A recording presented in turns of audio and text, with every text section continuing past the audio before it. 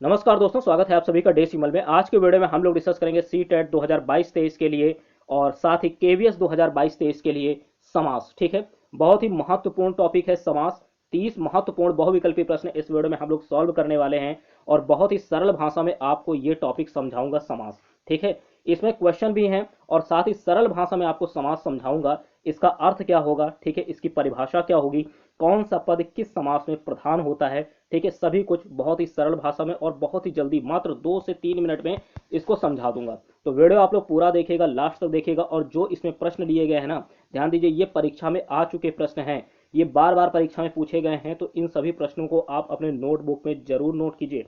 Important question है, ठीक है, बिल्कुल इन्हें आप लोग जो है छोड़िए नहीं, सभी के सभी नोटबुक में अपने नोट कर लीजिए। 30 ही क्वेश्चन है, इंपॉर्टेंट क्वेश्चन है। ठीक है, तो चलिए शुरू करते हैं आज की ये इंपॉर्टेंट वीडियो। साथ ही अगर आप हमारे टेलीग्राम चैनल से जुड़ना चाहते हैं, ठीक है, तो ध्यान दीजिए, यहाँ पर ये जो टेक्स्ट दिखा है, आप अपने टेलीग्राम चैनल पर इसे टाइप कीजिए तो आपको ये चैनल वहां पर खुलकर आ जाएगा, डेसिमल ऑफिशियल। ठीक, तो आप लोग हमारे चैनल से जुड़ सकते हैं, टेलीग्राम चैनल, सभी नोटिफिकेशन और इंपॉर्टेंट जो पीडीएफ है, ठीक है, नोट्स की, वो आपको वहां पर प्रोवाइड की जाएंगी। ठीक है, तो चलिए शुरू करते हैं आज की ये इंपॉर्टेंट वीडियो बिना किसी देरी के साथ। ठीक है, बहुत ही सरल भाषा में आपको समझाऊंगा यहाँ पर समास। तो देखिएगा, समास जो है होता क्या है, समास का शाब्दिक अर्थ क्या है, समास का शाब्दिक अर्थ क्या है।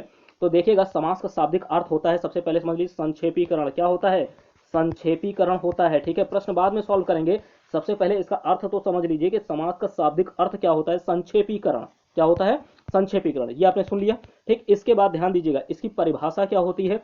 परिभाषा होती है, ध्यान से सुनना, कि अगर दो या दो से अधिक शब्दों से मिलकर कोई ऐसा शब्द बने जो नवीन हो और साथ ही उसका कोई अर्थ हो, यानी सार्थक शब्द हो।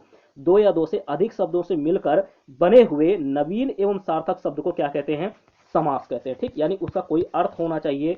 जब दो या दो से अधिक शब्द मिलते हैं और उससे उससे कोई नया शब्द बनता है और उसका कोई अर्थ हो, ठीक है, ऐसा नहीं कि निरर्थक शब्द हो, उसका कोई अर्थ हो, तो उसे क्या बोलते हैं? समास कहते हैं। सिंपल सी बात है, आपको ध्यान रखना है, समास में दो पद होते हैं। कौन कौन से होते हैं? दो पद। एक पहला होता है पूर्व पद, पहला क्या होता है? पूर्व पद होता है। ठीक, और दूसरा पद होता है उत्तर पद। क्या होता है? उत्तर पद। ठीक, ध्यान दीजिएगा, पूर्व पद और उत्तर पद। अगला क्वेश्चन, अब यहां देखिएगा, पूर्व पद उत्तर पद आपने देख लिया।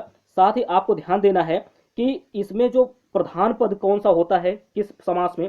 तो सबसे पहले समास का जो वर्गीकरण, मतलब कितने समास होते हैं, आपको यह पता होना चाहिए। तो देखिए, आपके वैसे तो कितने होते हैं? 6 होते हैं, आपको पता ही है कितने? 6 होते हैं। कौन कौन से होते हैं? नोट कीजिएगा। पहला क्या होता है? अव्ययी भाव होता है। क्या है होता है? अव्ययी भाव होता है। ठीक, पहला समास अव्ययी भाव समास। दूसरा क्या होता है? दूसरा होता है तत्पुरुष समास। दूसरा क्या होता है? तत्पुरुष समास। दूसरा होता है तत्पुरुष समास। तीसरा क्या होता है? आपने तीसरा यहां पर देखिएगा, जो तीसरा है ना, ये तत्पुरुष समास के ही अंतर्गत आता है, तत्पुरुष समास के ही अंतर्गत आता है तीसरा। आपको यहां पर अलग से तीसरा याद कर सकते हैं, या आप इसी में तत्पुरुष समास में ही ध्यान दीजिएगा, एक कर्मधारय होता है एक पार्ट, और दूसरा होता है द्विग समास। ठीक, या आप सीधी तरीके से तीसरा आप कर्मधारय कर लीजिए, कर्मधारय कर लीजिए। ठीक है, मत कंफ्यूजन रखिए, कर्मधारय कर लिया और चौथा कर लिया द्विग समास, चौथा कर लिया द्विग समास। और पांचवा आपका क्या हो जाएगा? पांचवा हो जाएगा द्वंद्व। पांचवा समास क्या हो जाएगा? नोट कीजिएगा, पांचवा हो जाएगा द्वंद्व। और छठा हो जाएगा आपका बहुब्री समास। क्या हो जाएगा? बहुब्री समास। नोट कीजिएगा, बहुब्री समास। ठीक, बहुब्री समास, बहुब्री समास। ठीक, ये हो गए आपके 6 समास। तो यहां पर जो मैंने कहा था कि आपको तत्पुरुष समास में, तत्पुरुष समास में ध्यान दीजिएगा, तत्पुरुष में इसमें दो याद रखेगा, एक कर्मधारय और एक इसी में ही आता है द्विगु। ठीक है, द्विगु समास, ये दोनों इसी के ही अंतर्गत है, आपको ध्यान रखना है। ठीक, इसी में ही। तो अगर आप इसको अलग से याद करना चाहते हैं तो अलग से याद करिए। ठीक, तत्पुरुष समास, कर्मधारय और द्विगु, ये 3 हो गए। पहला हो गया अव्ययी भाव, दूसरा हो गया तत्पुरुष, तीसरा हो गया कर्मधारय, चौथा हो गया द्विगु, पांचवा आपका हो जाएगा द्वंद्व और छठा हो जाएगा बहुब्री। तो ये सभी 6 समास है। अब इसमें कौन कौन सा प्रधान पद होता है, तो नोट कीजिएगा। पहला अव्ययी भाव। अव्ययी भाव में कौन समास होता है, कौन प्रधान होता है? पूर्व पद प्रधान होता है। कौन होता है? पूर्व पद प्रधान होता है अव्ययी भाव में। ठीक, अब इसके बाद नोट कीजिएगा, तत्पुरुष में तत्पुरुष, ठीक है, तत्पुरुष, कर्मधारय नोट कीजिए, कर्मधारय, और एक तीसरा है द्विग समास, द्विग समास। इन तीनों में ही उत्तर पद प्रधान होता है। नोट कर लीजिए, उत्तर पद तीनों में ही प्रधान होता है। ठीक है, तत्पुरुष में, कर्मधारय में और द्विग में, इन तीनों में ही उत्तर पद प्रधान होता है। ठीक, अब इसमें आपको चौथा देखना है, द्वंद्व समास। द्वंद्व समास का चौथा जो है द्वंद्व समास, इसमें कौन प्रधान होता है? तो द्वंद्व समास में दोनों ही पद, यानी दो पदों के जो है मिलने से कोई नवीन और सार्थक शब्द बनता है तो उसे समास कहते हैं। तो जो दोनों पद हैं वो दोनों ही के दोनों पद प्रधान होते हैं, दोनों ही पद प्रधान होते हैं, दोनों ही पद प्रधान होते हैं। ठीक, चौथे में आपका चौथा नहीं, पांचवां है, ये पांचवां है, ठीक, क्योंकि चौथा तो आपका द्विगु हो गया, पांचवां द्वंद में दोनों ही पद प्रधान होते हैं। छठा आपका क्या आता है, छठा आता है बहुब्रीहि समास। क्या है, बहुब्रीहि समास, ठीक। तो इसमें क्या होता है, इसमें दोनों ही पद अप्रधान होते हैं, कोई प्रधान नहीं होता है, इसमें दोनों ही पद अप्रधान होते हैं, याद रखिएगा, ठीक। तो ये सभी कुछ मैंने बता दिया आपको, एक ही मात्र 2 से 3 मिनट में इसको कवर कर दिया कि समास का जो अर्थ है वो क्या है, संक्षेपीकरण है, याद रखिएगा, संक्षेपीकरण है। क्वेश्चन अभी हम लोग सॉल्व करेंगे 30 के 30, और इसमें परिभाषा क्या होगी कि 2 या 2 से अधिक शब्दों से मिलकर बने हुए नवीन एवं सार्थक शब्द को समास कहते हैं। 2 पद होते हैं, पूर्व पद होता है इसमें एक, और दूसरा पद होता है उत्तर पद, ठीक, पूर्व पद उत्तर पद। और इसमें कितने होते हैं समास के भेद, 6 होते हैं। कौन कौन से, पहला अव्ययी भाव, दूसरा तत्पुरुष, तीसरा कर्मधारय, चौथा द्विगु, पांचवा आपका होगा द्वंद, और छठा होगा बहुब्रीहि समास, ठीक। अब इसमें पहला क्वेश्चन देखिएगा, किस समास में दोनों पद प्रधान होते हैं, कौन सा ऐसा समास है जिसमें दोनों पद प्रधान होते हैं। ऑप्शन ए है द्वंद, बी है अव्ययी भाव, सी है कर्मधारय, और डी है बहुब्रीहि। तो देखिएगा इसमें जो पद प्रधान होते हैं दोनों पद, कौन सा ऐसा समास है जिसमें दोनों पद प्रधान होते हैं, तो राइट आंसर आपका क्या होगा, द्वंद होगा। द्वंद में दोनों ही पद प्रधान होते, ए ऑप्शन राइट आंसर। अब अगर आपने शुरू में ये इतना देख लिया है 5 मिनट की वीडियो, अब जितने भी क्वेश्चन आएंगे सब में आप बता सकते हैं कि कौन प्रधान होगा कौन नहीं होगा, ठीक है। तो इसमें राइट आंसर क्या बनेगा, ए ऑप्शन बनेगा, ठीक। अगला क्वेश्चन, अब यहां पर अगर पूछा जाए अव्ययी भाव में पूर्व पद प्रधान होता है, कर्मधारय में उत्तर पद प्रधान होता है, बहुब्रीहि में कोई प्रधान नहीं होता, और द्वंद में दोनों प्रधान होते हैं, तो राइट आंसर यही जाएगा, ठीक। अगला क्वेश्चन सेकंड नंबर है, किस समास में प्रथम पद संख्यावाची और अंतिम पद संज्ञा होता है। कौन सा ऐसा समास है जिसमें प्रथम पद नोट कीजिएगा संख्यावाची और अंतिम पद आपका संज्ञा होता है। तो नोट कीजिए, पहला है अव्ययी भाव, दूसरा है तत्पुरुष, तीसरा है द्विगु, और चौथा है बहुब्रीहि। तो देखिए इस क्वेश्चन का राइट आंसर क्या होगा, नोट कीजिएगा, इस क्वेश्चन में अव्ययी भाव में होता नहीं, ठीक है, और बहुब्रीहि में दोनों पद अप्रधान होते हैं, तत्पुरुष में नहीं होगा। इसका राइट आंसर होगा आपका द्विगु समास। क्या होगा, सी ऑप्शन आपका राइट आंसर होगा। द्विगु समास में पहला पद संख्यावाची होता है और दूसरा पद जो अंतिम पद है वो संज्ञा होती है, ठीक। राइट आंसर द्विगु समास होगा, सी ऑप्शन। अगला क्वेश्चन, पंचवटी में समास कौन सा होगा, पंचवटी। ऑप्शन ए है द्विगु समास, बी है कर्मधारय, सी है तत्पुरुष, और डी है अव्ययी भाव, ठीक। तो देखिएगा इस क्वेश्चन में राइट आंसर क्या होगा, पंचवटी। पंचवटी में कौन सा समास होगा, राइट आंसर इसका होगा आपका ए ऑप्शन। क्या होगा, पंचवटी। देखिए पहला पद संख्यावाची, अभी जैसे यहाँ पर क्वेश्चन पूछा था ना, ये पहला पद संख्यावाची और अंतिम पद संज्ञा होता है। तो यहाँ पर जैसे पंचवटी लिखा, पंचवटी में शुरुआत का पहला क्या आ रहा है, ये पंच आ रहा है ना, पंच यानी ये संख्यावाची होगी, और वटी ये क्या है, संज्ञा, ठीक। तो ये दोनों ही शब्द अगर मिलकर के नया शब्द बना रहे पंचवटी, तो वो क्या होगा, समास कहलाएगा, ठीक है। कौन सा समास होगा इसमें आपका होगा द्विगु समास, ठीक। पंचवटी में कौन सा समास होगा, द्विगु समास होगा। राइट आंसर ए ऑप्शन होगा, ठीक है। तो ध्यान रखिएगा। अगला क्वेश्चन फोर्थ नंबर है परमानंद। परमानंद में समास कौन सा होगा, ऑप्शन ए बहुब्रीहि, बी है अव्ययी भाव, सी है तत्पुरुष, और डी है कर्मधारय, ठीक। परमानंद में कौन सा समास होगा, राइट आंसर होगा डी ऑप्शन आपका कर्मधारय। याद रखिएगा परमानंद में कर्मधारय समास होगा, ठीक। अगला क्वेश्चन है फिफ्थ नंबर कि जलमग्न शब्द में समास कौन सा होगा, जलमग्न। ऑप्शन ए है तत्पुरुष, बी है कर्मधारय, सी है अव्ययी भाव, और डी है द्वंद। तो राइट आंसर होगा जलमग्न में ए ऑप्शन तत्पुरुष, जल में मग्न, ठीक। जलमग्न ए ऑप्शन राइट आंसर होगा तत्पुरुष, जलमग्न में तत्पुरुष समास होगा। अगला क्वेश्चन, अगला है 6 नंबर, यथा रुचि में समास कौन सा होगा। जिस शब्द में यथा ये आगे जुड़ जाए ना, यथा ये आगे जुड़ जाए तो ध्यान रखिएगा उसमें अव्ययी भाव समास होता है, यथा, ठीक है। जैसे ही लग जाए यथा रुचि, यथा शक्ति, ठीक है। तो ये दोनों ही जैसे जिस शब्द में यथा आगे लग जाए ध्यान रखिएगा वो अव्ययी भाव होता है। तो राइट आंसर इसका आप समझ ही गए होंगे, 6 का राइट आंसर सी ऑप्शन होगा। बिना किसी देरी के साथ इसका राइट आंसर सी ऑप्शन लगाइए, ठीक है। अगला 7th नंबर है कि वीर पुरुष। इसमें राइट आंसर क्या होगा, ऑप्शन ए है द्वंद, बी है द्विगु, सी है तत्पुरुष, और डी है अव्ययी भाव, ठीक। तो वीर पुरुष में कौन सा समास होगा, तो तत्पुरुष समास होगा, वीर पुरुष में तत्पुरुष समास, ठीक। अगला क्वेश्चन, अगला है 8th नंबर कि रसोई घर में समास क्या होगा, रसोई घर में समास क्या होगा। ऑप्शन है बहुब्रीहि, बी है अव्ययी भाव, सी है द्वंद, और डी है तत्पुरुष, ठीक। तो रसोई घर में होगा तत्पुरुष समास। क्या होगा, तत्पुरुष समास रसोई घर में होगा, ठीक, तत्पुरुष समास। अगला क्वेश्चन 9th नंबर, दशानन शब्द में समास होगा, दशानन। ऑप्शन ए है बहुब्रीहि, बी है अव्ययी भाव, सी है तत्पुरुष, और डी है कर्मधारय। तो देखिएगा दशानन में राइट आंसर क्या होगा, ए ऑप्शन होगा बहुब्रीहि। याद रखिएगा दशानन में कौन सा समास होगा, तो बहुब्रीहि समास होगा, ठीक। अगला क्वेश्चन 10th नंबर है कि उपकूल शब्द में समास, उपकूल, ठीक है। ऑप्शन ए है अव्ययी भाव, बी है द्विगु, सी है तत्पुरुष, डी है कर्मधारय। तो राइट आंसर इसका नोट कीजिए, ए ऑप्शन उपकूल में अव्ययी भाव समास होगा। क्या होगा, अव्ययी भाव समास। अगला क्वेश्चन, अगला है नोट कीजिए 10th नंबर हो गया। 11th निर्विवाद में समास बताना है आपको, ठीक। ऑप्शन है अव्ययी भाव, बी है तत्पुरुष, सी है कर्मधारय, और डी है द्विगु। तो देखिएगा निर्विवाद में सी ऑप्शन राइट आंसर होगा कर्मधारय, ठीक है। निर्विवाद में कौन सा समास होगा, कर्मधारय समास होगा, कर्मधारय, सी ऑप्शन राइट आंसर। अगला क्वेश्चन, अगला है देखिएगा 12 नंबर, जय पराजय शब्द में कौन सा समास होगा? जय पराजय, जय पराजय, ठीक है। तो देखिए ऑप्शन ए है द्वंद्व समास, बी है द्विगु समास, सी है कर्मधारय और डी है अव्ययीभाव। इस क्वेश्चन का राइट आंसर क्या होगा? देखिएगा कि जय पराजय में राइट आंसर होगा आपका ए ऑप्शन। क्या होगा? ए ऑप्शन होगा, द्वंद्व समास होगा जय पराजय। जय पराजय में ए ऑप्शन राइट आंसर होगा, द्वंद्व समास, याद रखिएगा द्वंद्व समास राइट आंसर, ठीक। अगला क्वेश्चन देखते हैं। अगला क्वेश्चन है, नोट कीजिए।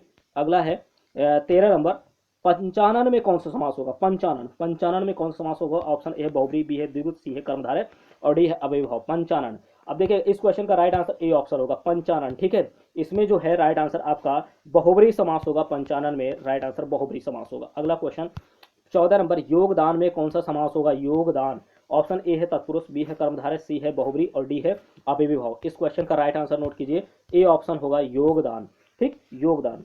तो याद रखिए ए ऑप्शन इसका राइट आंसर होगा, तत्पुरुष होगा, योगदान में समास तत्पुरुष समास होगा, ठीक। अगला क्वेश्चन, जिस समास का पहला पद प्रधान हो तो उसे कौन सा समास कहेंगे? पहला पद प्रधान, पहला पद प्रधान जिसका हो उसे कौन सा समास कहेंगे? ऑप्शन ए है अव्ययीभाव, बी है कर्मधारय, सी है तत्पुरुष और डी है द्विगु। तो देखिएगा जिसका पूर्व पद प्रधान हो, पूर्व पद प्रधान हो उसे क्या बोलते हैं? अव्ययीभाव बोलते हैं, उसे अव्ययीभाव समास।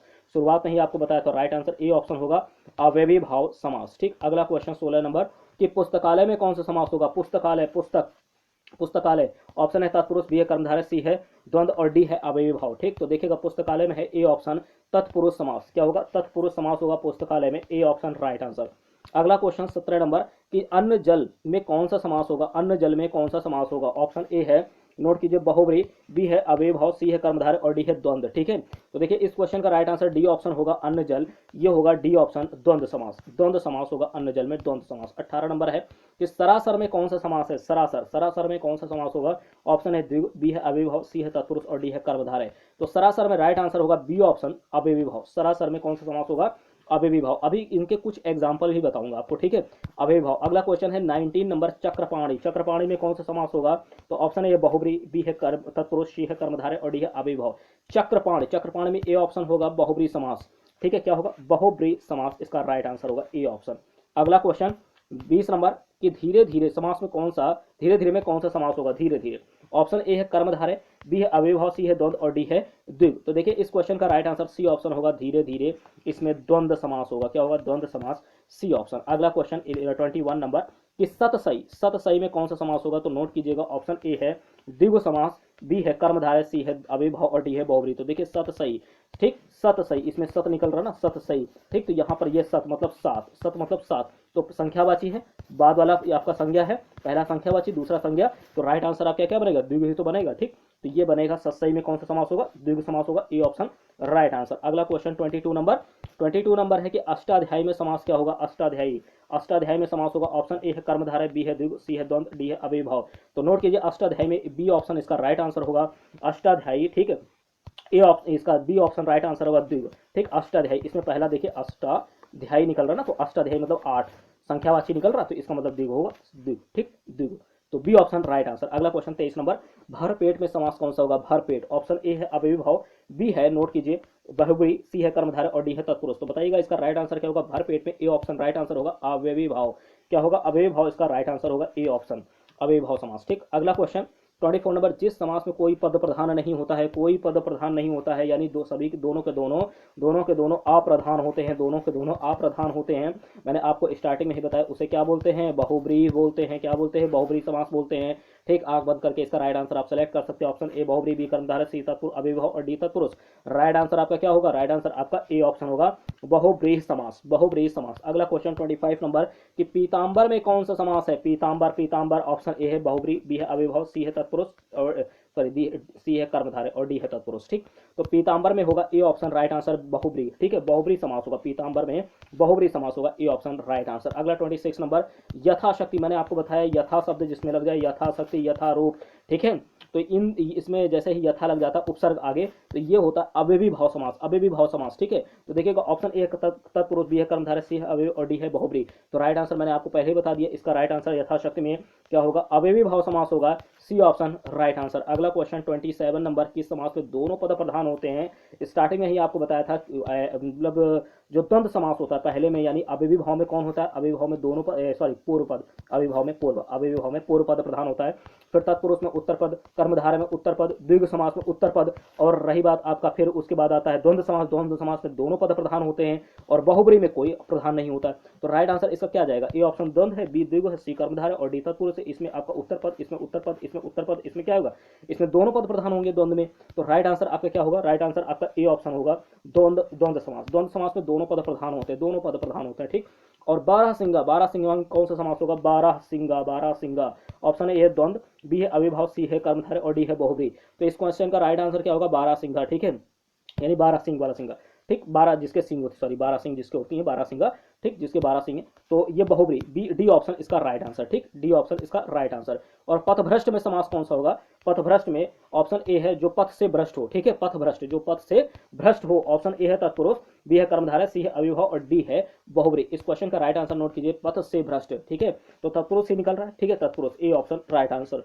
और अगला है 30 नंबर, नोट कीजिए कि गंगा जल में कौन सा समास है, गंगा जल। ऑप्शन ए है अविभाव, बी है तत्पुरुष, सी है, एक मिनट भाई, एक मिनट इसको हटाइए, ठीक है, अविभाव, ठीक, बी है तत्पुरुष, सी है कर्मधारय और डी है द्विगु समास। तो देखिए गंगा जल में राइट आंसर होगा बी ऑप्शन, क्या है, गंगा जल, ठीक। तो ये बी ऑप्शन होगा तत्पुरुष समास। तो ये आपने 30 क्वेश्चन सॉल्व किए, 30 क्वेश्चन, और 30 में आपके कितने सही हुए, आप लोग इसे कमेंट बॉक्स में कमेंट कर सकते हैं कि 30 क्वेश्चन में कितने आपके सही हुए हैं, ठीक है। तो आप लोग, अगर ये सभी क्वेश्चन इंपॉर्टेंट भी है, मैंने आपको स्टार्टिंग बताया कि सभी क्वेश्चन पेपर में आ चुके हैं, बार बार पूछे जा चुके हैं, तो इसको अपने आप नोट्स बुक में जरूर नोट रखें, ठीक है, इंपॉर्टेंट क्वेश्चन है। अब यहाँ पर हम लोग जो है, जैसे कि मैंने आपको बताया था कि कुछ जो है एग्जाम्पल मैं आपको बता दूंगा, कुछ एग्जाम्पल बता दूंगा, ठीक है। तो जैसे कि आप यहाँ पर देखना चाहते हैं अविभाव समास के, अविभाव समास के मैं कुछ बता रहा हूँ, ठीक है। अगर आप देखना चाहते हैं इसके ये इतना अभी की वीडियो 30 क्वेश्चन के बाद की, ये इसके एग्जाम्पल देखना चाहते हो तो देखिए, अदरवाइज आप लोग स्किप करके आगे जा सकते हैं, ठीक है। लेकिन ये इंपॉर्टेंट है, इसके एग्जाम्पल अगर आप देख लें तो ये काम आएंगे बाद में, ठीक है। और अगर नहीं देखना चाहते तो बाद में देख लीजिएगा, ठीक है, अभी स्किप कर दीजिए। जो भी आपका सही हुआ है, ठीक, कमेंट बॉक्स में कमेंट कर सकते हैं। तो देखिए यहाँ पर जैसे प्रतिदिन है, प्रतिदिन हो गया, अविभाव के लिए अगर हम बात करें तो प्रतिदिन हो गया, कौन कौन से अविभाव के एग्जाम्पल प्रतिदिन ले लेते हैं, ठीक है। भरपेट ले लेते हैं, ऑप्शन भरपेट भी होगा इसका समास, अविभाव का उदाहरण। और अगर आमरण लिखा है, आमरण, आमरण, तो ये भी आपका अविभाव समास में ही आएगा, ठीक है। अनुरूप लिखा है, अनुरूप भी अविभाव समास में ही आएगा, ठीक है। यथाक्रम, मैंने आपको बताया था यथा लग जाए, यथाक्रम, ठीक है, क्या हो जाए, यथाक्रम, यथाक्रम भी आपका अविभाव समास होगा, यथाक्रम, यथाक्रम, ये भी अविभाव समास होगा, ठीक है। तो ये अविभाव समास आपने देख लिया। तत्पुरुष में अगर आप देखना चाहें, तत्पुरुष, तत्पुरुष, ठीक है, तो इसमें भी आपको कुछ एग्जाम्पल तत्पुरुष के भी मिल जाएंगे। जैसे कि आप तत्पुरुष में देखना चाहें तो अनायास, अनायास हो गया, या सूर्योदय हो गया, या आपका मोहांध हो गया, ठीक है। तत्पुरुष के एग्जाम्पल अगर आप देखना चाहें तो इसके हो जाएंगे, क्या क्या हो जाएगा तत्पुरुष का, जैसे सूर्योदय हमने लिख दिया, क्या लिख दिया, सूर्योदय, ठीक है, सूर्योदय यहाँ लिख दीजिए, सूर्योदय लिख दीजिए, ठीक है। और इसके अलावा आप मोहांध लिख सकते हैं, क्या, मोहांध, ये भी तत्पुरुष समास है, ठीक है, ये भी तत्पुरुष समास है। और इसके अलावा गौशाला भी आप लिख सकते हैं, क्या लिख सकते हैं, गौशाला, गौशाला, ये भी तत्पुरुष समास है। तो ये तत्पुरुष के उदाहरण हो गए, 2-3 आपने देख लिए। इसी तरीके से आप आगे भी जो है आपको लेकर के आऊँगा जो एग्जाम्पल्स हैं इसके, ठीक है। अभी इतना ही रखिए, नहीं तो वीडियो ज़्यादा लंबी हो जाएगी, ठीक है। तो इतने जो प्रैक्टिस सेट में आपने सॉल्व किए क्वेश्चन, कितने आपके सही हुए कमेंट बॉक्स में कमेंट कीजिएगा। सभी क्वेश्चन इंपॉर्टेंट है, एक बार फिर से कर रहा हूँ, उसको जरूर आप लोग अपने नोट में नोट रखिए, ठीक है। अगर आपको ये वीडियो पसंद आती है तो लाइक कीजिए, ठीक है, पसंद आए तो ही लाइक कीजिए। और अगर शेयर कर सकते हैं तो शेयर कीजिए। और साथ ही अगर चैनल पर आप लोग पहली बार हैं तो प्लीज़ चैनल को सब्सक्राइब कीजिए, ठीक है, सब्सक्राइब करना बिल्कुल मत भूलें। इसी तरीके के वीडियोज़ के लिए आपको रोज़ जो है हिंदी का प्रैक्टिस सेट रोज आपको प्रोवाइड किया जाएगा, ठीक है, हिंदी का प्रैक्टिस सेट रोज प्रोवाइड किया जाएगा। अभी समास का है, फिर आपको विलोम शब्द, पर्यायवाची, अन्य जितने भी टॉपिक है सभी के सभी आपको धीरे धीरे प्रैक्टिस सेट उपलब्ध करवाए जाएंगे। फिर एक बार हिंदी की पूरी सभी सब्जेक्ट, यानी सॉरी सभी टॉपिक के 4-4-5-5 क्वेश्चन, 4-4-5-5 क्वेश्चन इस तरह से मिला करके आपको पूरी एक बार हिंदी कवर करा दी जाएगी, ठीक है। तो चैनल को सब्सक्राइब करना बिल्कुल मत भूलें, ठीक है, अपनी तैयारी मजबूत करने के लिए, ठीक। मिलते हैं आपसे नेक्स्ट वीडियो में, थैंक यू।